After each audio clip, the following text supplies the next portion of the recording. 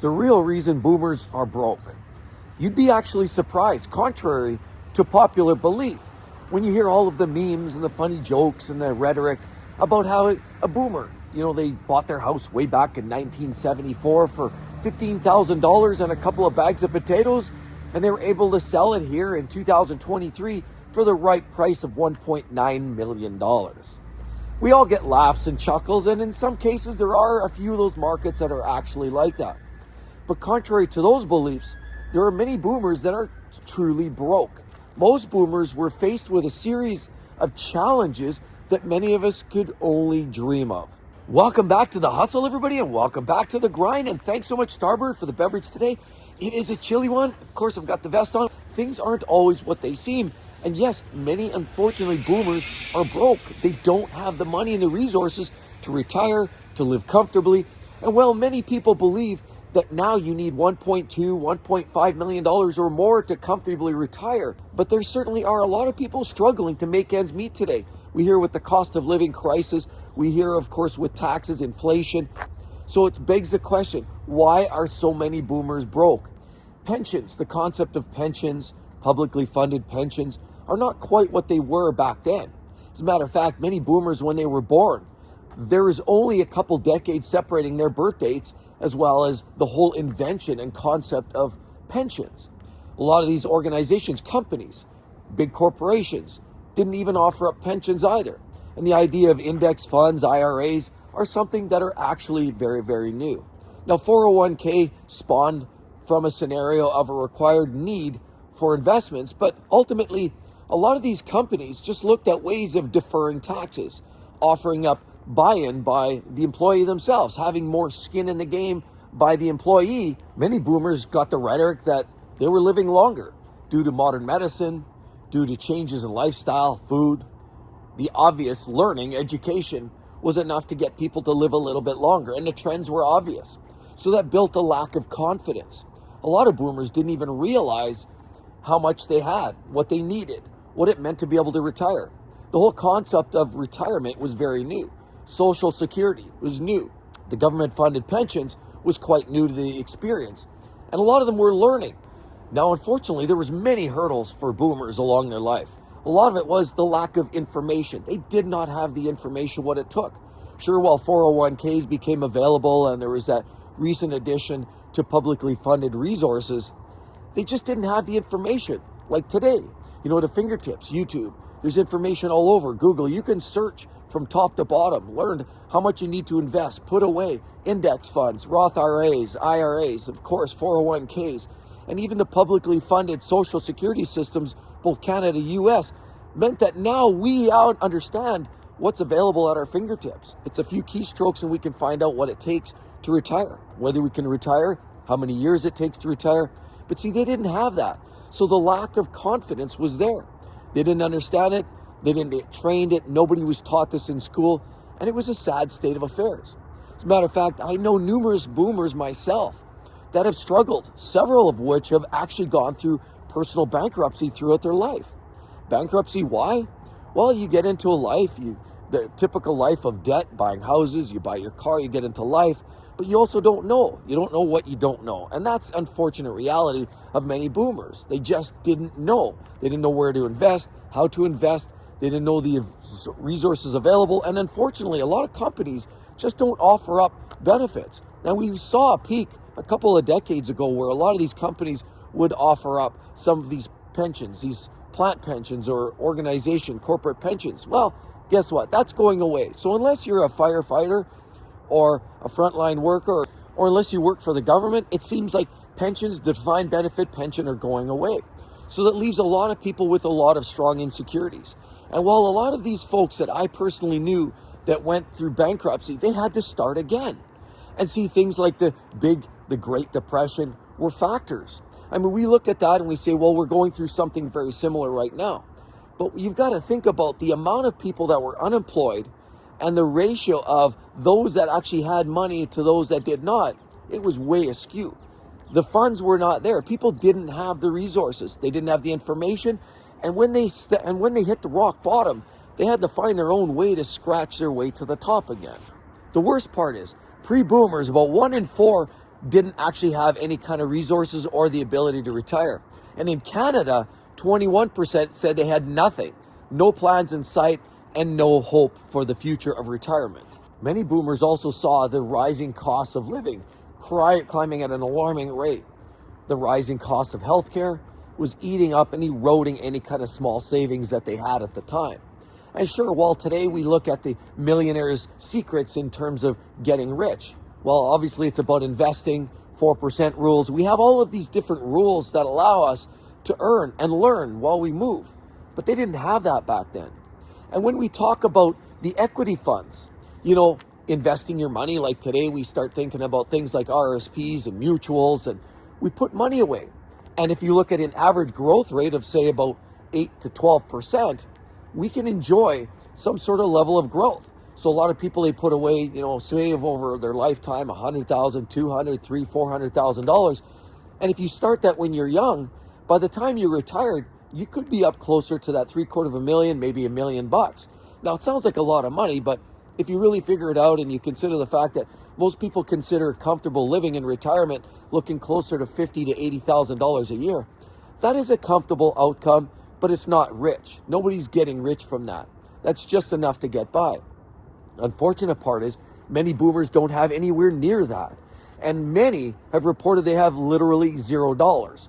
Many people are living on credit cards today. We're hearing, of course, sadly, the level of poverty is just absolutely astounding. And the amount of people that are living off credit cards, credit card paying off another credit card, paying off another credit card, means that boomers, Gen X, Gen Z, you name it, millennials, are many of which are living in these same conditions. It's a cost of living crisis, healthcare crisis with increased costs. It just means that everybody's struggling. But as you get closer to retirement, you realize that, wait a minute, once you're retired, that money runs out. The cash flow is gone. So the idea of not having that cash flow now all of a sudden resonates with many boomers, and they realize that they're broke. Another recent survey showed that almost 1 in 4, or about 22% of would-be retirees, were actually stopped reinvesting. They had no more money to put back into their different funds to try to invest in the future.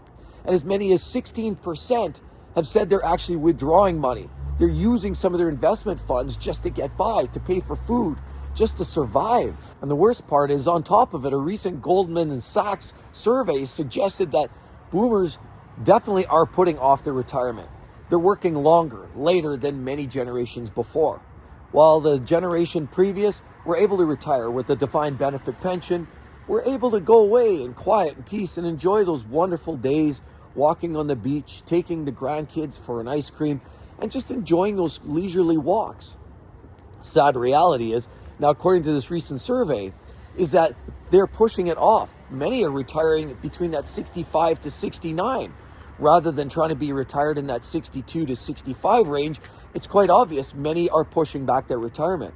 And many of those, even if they do retire, are even admitting that it's not a full-on retirement. They're going to likely transition into something that might be part-time, working at a Home Depot in a specialized department, maybe a Walmart greeter, possibly a coffee shop person. They're looking at filling up those gaps with a little extra revenue. Another bit of an issue is the stool, the Social Security, the pension, as well as investments, just not necessarily where they'd like it to be. As little as about 23% of boomers actually have a formal company pension.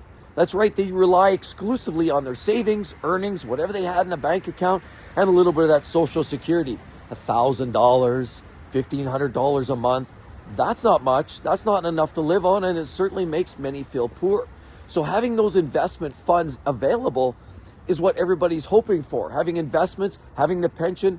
But sadly, a lot of these organizations, we see it, these corporations, don't want to have that leash. They don't want to be tied to employees anymore. So instead of giving the defined benefit pension, they'd rather give you a lump sum, give you some money, maybe meet you in the middle, give you, meet dollar for dollar. But whatever it is, they like the ability to defer taxes. They like the ability to walk away from any employee at the drop of a hat, because when we look around, there's no surprise when we see what's going on with unemployment rates. This has been up and down for years. But boomers, as they're looking at either entering retirement or they're well in the middle of their retirement right now, many are about to, and many have seen those shifts even within their companies. I've also seen it. In companies I worked for, where they once offered defined benefit pensions for everybody, they started to change that. Then it was only offered for people with so much tenure. Then they started wiping it all together. Then unfortunately even started reducing extended healthcare benefits that would offer up well after retirement. Initially, if you were of a certain age, if you were within the company for so long, they would give you the extended healthcare benefits that looked exactly like when you were working for full time. But they started scaling they back, and they started trimming down the fat and offering up far less, cutting every single cost where they could. These companies are all looking for ways to trim the proverbial fat. And what's happening now, boomers are starting to feel it, because this is the time when this is all coming to fruition. Many boomers also recently admitted that they didn't take into account extra healthcare costs, insurance costs, the rising costs of buying canes and medication, and maybe a person's got diabetes and needed glasses or some other kind of medications that keeps them either surviving or certainly at least keeps their health in tip top. But unfortunately, a lot of people are not looking at that, and many boomers haven't either considered it, or if they are considering it, realizing that the rising cost just means that they're going to have to make without. Maybe skip a meal to buy that medication, or instead buy the food but skip the medication. There's some hard decisions that are being made out there each and every day, and unfortunately boomers seem to be caught up in the middle of it. And a lot of it was because they didn't have the information. The sad part is the bulk of a lot of their earning time, when they were able to invest, like a lot of us today look at this, the ability to invest. They always told us, hey, when you get out, you start working at 20 years of age, you can invest. And by the time you put RSPs, invest, 401ks, put your money away, by the time you're 65, you're going to be a millionaire many times over. Well, we all realize a lot of that was rhetoric. That's not exactly the case. I've been investing for years, since I got out of school, or since I basically started working. But I also realize, yes, you've got to invest, you've got to put money away, and you've got to do something. The fact is, a lot of those numbers and those facts just never came to fruition. It just did not happen. But unfortunately, they didn't have that information. A generation before us, as a Gen X, we started to get the sniff. We started to get the information. But even that, it wasn't on the fingertips like it is today. I wish I knew more. I certainly would have probably done a few things differently had I had the information today back then. But many boomers had even less. A quick little brochure, a little pamphlet, maybe a little quick chat with somebody at HR, but nobody really knew what was going on. And again, as I've already mentioned, the equity funds were toilet. They went virtually unchanged. There was almost no improvements. And in some cases, if you bought it at the wrong time for a couple of decades, you might have even seen some loss. So they could have put money away like we know today as an investment into mutuals, and find it comes out flatlined after 20 or 30 years. That's not great. Then on top of, we think a Great Depression. Again, I've already said, I've known people that are actually gone through bankruptcy, and they've had to rebuild, and they've actually had to continue working. As a matter of fact, a gentleman I worked with at a company a couple of generations ago, well, I would say about 20 years ago, absolutely awesome guy. And you know what? Family man, wife, kids, and he went absolute bankrupt. Some bad financial decisions along the way, some unfortunate string of bad luck, and next thing you know, he had to basically cash out and start from scratch. Well, that was tough, because at that time when he was filing for bankruptcy, he was in his mid-50s. Start over from mid-50s, he's basically still working today, well into his late 60s now. But this is just what a lot of boomers are faced with, is just this change, this change in the environment, the change in the economy, and the fact that they just didn't have the information at their fingertips. And even for me as a Gen Xer, we can all appreciate boomers, Gen Xs, we didn't have the buying advantage that they have today. It seems like absolutely common sense, doesn't it? Yeah, it does now, but it didn't back then, because we didn't have the training, the knowledge, the wisdom. Sure, a lot of us were self-taught, and I always believed that the more money you keep in the bank, the better off. The more money you spend on junk, the worse off. A lot of it was self-taught that way, but it was really more of a common sense rather than putting together the numbers and realizing what it takes to actually be able to retire. Now, we know the Great Recession had a major impact. The fact that a lot of people became unemployed, almost 10, 11, 12% of the population became unemployed. And what do you think that does for your ability to invest? Yeah, that goes away. You no longer have the buying power. And while maybe you were able to hold on to your house and maybe you didn't lose your car, the bottom line is a lot of people just didn't have the money to invest. No extra expendable cash. Rather, they just kind of floated through. And much of what we're seeing today, actually, unfortunately, a lot of the generations today are struggling with very similar problems. High unemployment rates, high cost of living, high inflation. Now, we have information today which helps, but the conditions are still very, very rough. Now, a recent poll in Canada of Canadians who all suggested that they needed an average of about $650,000, $680,000 to comfortably retire. The fact, unfortunately, looks more like $230,000 is the average retirement pot that most boomers have. Sadly, there's a major gap. $400,000, give or take, is what a lot of boomers are experiencing now. The gap is there. How do you fill that gap? It means go back to work. It means get back at it.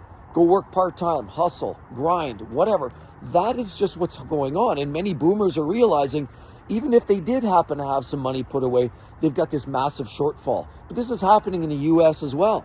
Everybody's coming up just a little bit short.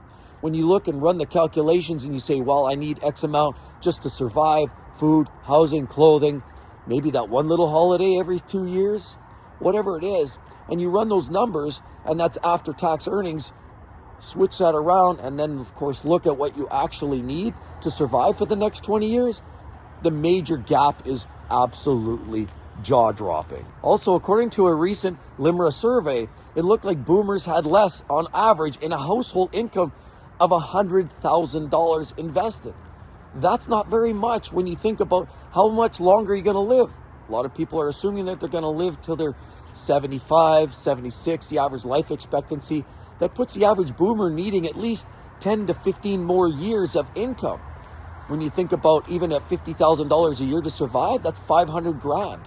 And many, of course, the average is well under 100. And then when, of course, you compound the fact that the Great Recession hit so many jobs, unemployment was at an alarming rate, I experienced that. I saw relatives that went and struggled through this, driving old jalopies, having to sell their car, move in with neighbors or friends because they just didn't have the money. They were trying to rebuild, and rebuilding was the name of the game. But even the boomers that managed to get through, they just didn't have the resources, the abilities, the knowledge, and unfortunately too many hurdles. Investments weren't yielding, and things just were not looking that amazing. So what does that mean? Well, there's other hurdles, and unfortunately, I've known relatives as well engage in bad policies, things like reverse mortgage. And the marketing machine is a powerful one. And unfortunately, boomers are now in a state where a lot of them don't have the investments. They don't have the resources. So now, due to desperation, they look at opportunities like reverse mortgages. And I've seen people come out at the other end of reverse mortgages, high interest charges. And next thing you know, those that are the hand-me-downs, if you will, what's left of the equity of a home, are stuck paying outstanding massive interest charges. Those reverse mortgages were sure while away, they market it very nice to give you money, get that mortgage equity back into your hands to live and survive. And a lot of boomers and a lot of older generations had to do what they had to do to survive. But it's a lot of this marketing, these new tactics, the banks. Everybody has a new way and a new tactic and ability to rally your money out of your pocket. And unfortunately, I've seen it, I've lived it, and I know people that have gone through that.